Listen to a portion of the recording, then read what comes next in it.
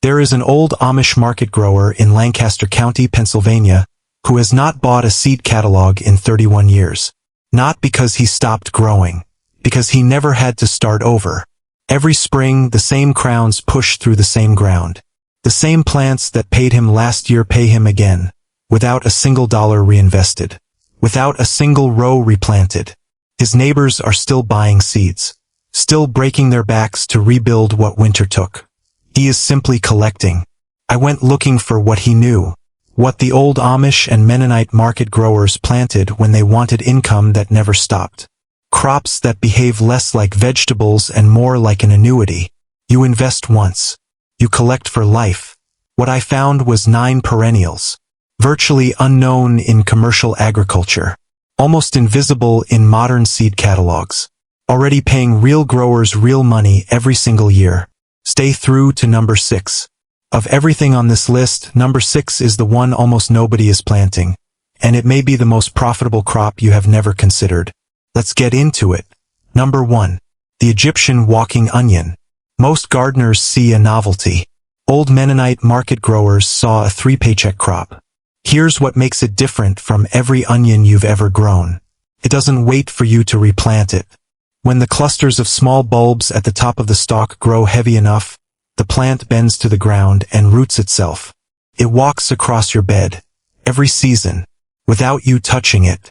And it doesn't give you one harvest. It gives you 3. Mild green scallions in early spring, when almost nothing else is ready. Gourmet aerial bulbils in late summer, the kind specialty grocers and chefs pay a premium for. Then spicy underground bulbs in the fall for long-term storage. Zone 3 through Zone 10. Well-drained soil. Full sun. After that, it handles itself. 1 planting. 3 harvest windows. A crop that reestablishes itself every year without costing you a seed. That's not gardening. That's a perennial income system wearing the disguise of an onion. Number 2. Caucasian Mountain Spinach. Most growers plant spinach in spring, watch it bolt the moment temperatures climb, and start over. Every single year. Same seed bill. Same labor. Same short window before the crop turns bitter and useless. This plant ends that cycle permanently. It's a climbing perennial vine. Grows up to 9 feet tall. Doesn't bolt in summer heat. Doesn't go bitter when the sun gets serious. It produces tender, mild leaves from early spring straight through to the first autumn frost. The entire season that regular spinach spends failing. And it does something most food plants can't. It thrives in partial shade. Under orchard canopies. Along north-facing fences. In the marginal spaces most growers write off as unproductive.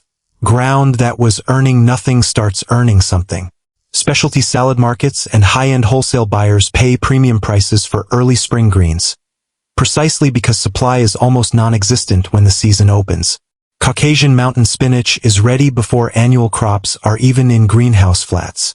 1 plant. 1 planting. A full season of greens from ground you probably weren't using anyway. Number 3. The American Groundnut. When early European settlements faced complete crop failures, harvests wiped out, pantries emptying, winter closing in, 1 plant kept people alive. Not wheat. Not corn. This vine. Apios americana. A perennial native to eastern North American woodlands. It produces strings of edible tubers along its root system, with roughly 3 times the protein of a standard potato. A rich, nutty flavor that made it a strategic food source for indigenous communities across this continent for thousands of years before anyone else arrived. It fixes atmospheric nitrogen directly into your soil, actively improving your ground while it feeds you. It integrates cleanly beneath fruit trees in multi-species guilds. And in autumn, you harvest the tubers, leaving the smaller offsets in the ground to overwinter and regenerate the crop automatically the following year. Zone 3 through Zone 9. Sandy, damp soils. Full sun to part shade. A self-propagating, nitrogen-fixing, high-protein perennial that history already proved could feed a family through the worst possible season. That's not a crop. That's insurance with roots. Number 4. Sea kale. Fine dining restaurants across Europe have paid premium prices for this vegetable. Consistently, season after season, and almost no commercial grower in North America is supplying it. Not because it's difficult to grow, because almost nobody knows it exists. Cram marittima, a coastal perennial native to European shorelines. It has been feeding people for centuries from ground most farmers would abandon. Saline soils, heavy winds, sandy coastal margins, drought conditions that would collapse a conventional vegetable bed without a second thought. In early spring, growers cover the emerging crowns to block light. What comes up underneath is pale, tender, blanched shoots, with a flavor somewhere between hazelnut and cabbage. Exactly the kind of ingredient Michelin-starred kitchens will pay serious money to source locally. A single sea kale bed, properly established, stays highly productive for 20 years or more. The only recurring inputs are basic weeding and spring blanching covers. Zone 4 through Zone 8. Full sun. Sandy, well-draining soil. 20 years of premium restaurant income from one planting, on ground most growers considered too marginal to bother with. That is the sea kale opportunity. Quick question, how many times have you replanted the same tomatoes, the same basil, the same peppers? Every single spring? Same cart, same garden center, same cycle. What if you only had to plant it once? That's literally the idea behind Plant Once, my perennial starter checklist and zone guide. Find your zone in under 5 minutes. Know exactly what to plant first. And build a garden that comes back year after year, without you lifting a finger every spring. Plant it once. Harvest it for years. Links in the description, or scan the QR code on your screen to get your copy right now. Let's stop starting over. Number 5. 9-star perennial broccoli. Every winter, conventional brassica growers run the same cycle. Heat greenhouse space. Buy transplant plugs. Nurse seedlings through the cold. Harden them off. Plant them out. Harvest once, then pull the whole crop and start over. 9-star perennial broccoli breaks that cycle at the root. This is a rare multi-headed brassica that produces a cut-and-come-again harvest of small, creamy white heads every single spring, for up to 5 years from a single planting. Not one head. Multiple heads per plant, per season, returning on their own without replanting, without greenhouse costs, without starting from scratch. The rule is simple. Harvest the heads before they go to seed and the plant redirects its energy back into production the following year. Let them seed out and the cycle ends. Discipline at harvest is the only input that matters. No annual seed cost. No transplant labor. No greenhouse overhead. Just a plant that shows up every spring and produces on its own terms. 5 years of spring harvests from one planting decision. That is what a perennial income system looks like in practice. Number 6. This is the one I promised you. Oyster leaf. Mertensia marittima. A low-growing maritime perennial. Thrives in cool northern climates and coastal soils. And it produces something no other plant on this list can claim. Fleshy, blue-green leaves with a flavor that tastes unmistakably, remarkably, like fresh raw oysters. Not similar to oysters. Not vaguely reminiscent. Like oysters. Michelin-starred restaurants across Europe have built entire dishes around this ingredient. Specifically because it cannot be reliably sourced at scale. It doesn't survive commercial shipping. It doesn't hold in transit. The only way a chef gets fresh oyster leaf on the plate is through a direct relationship with someone growing it locally.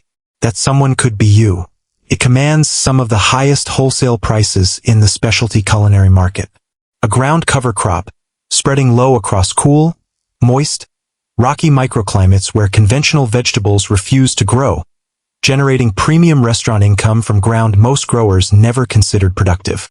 Zone 3 through Zone 7. Coastal soils. Part shade to full sun. The rarest flavor in fine dining. Growing on ground you probably already have. Number 7. Good King Henry. Before supermarkets replaced traditional kitchen gardens, this plant had a place in nearly every working farm across Europe. Not as a curiosity, as a staple, a reliable mineral-dense pot herb that produced 2 completely different harvests from a single crown, season after season, without asking much in return. Its name has largely vanished from modern growing catalogs. The plant hasn't.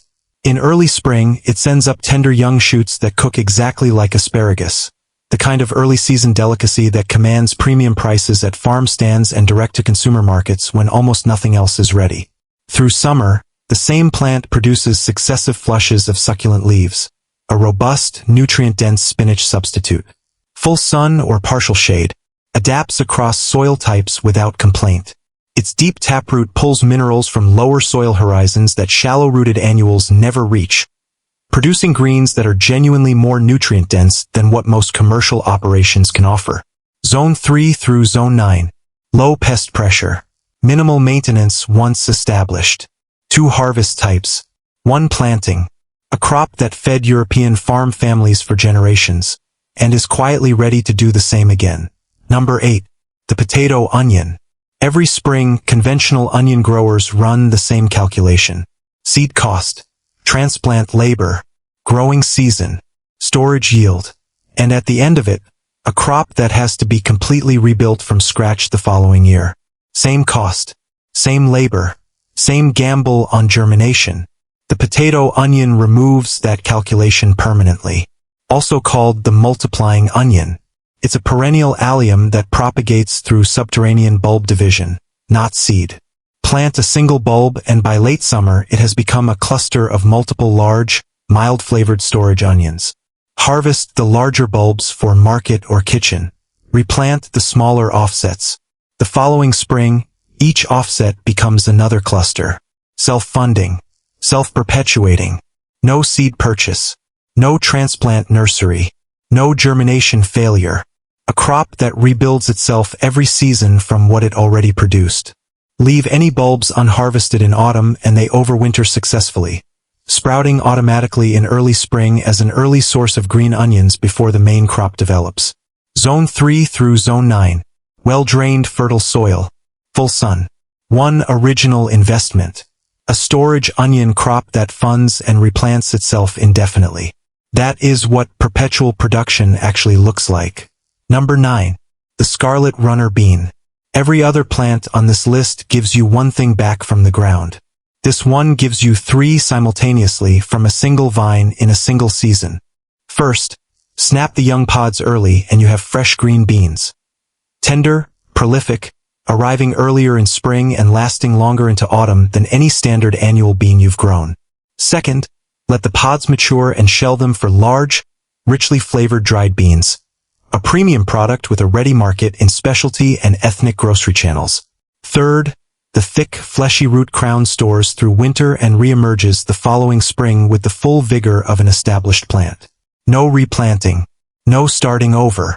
While it produces above ground, it fixes nitrogen below, actively building the fertility of every bed it occupies, leaving the soil measurably richer than it found it. Zone 7 through Zone 11 as a true perennial. Colder zones, protect the roots through winter and reclaim the same plant the following spring. 3 harvests, nitrogen fixation, a self-returning root system, 9 plants, 1 principle. You invest in the ground once, and the ground pays you back for the rest of your life. That is what this channel is built on. Start planting.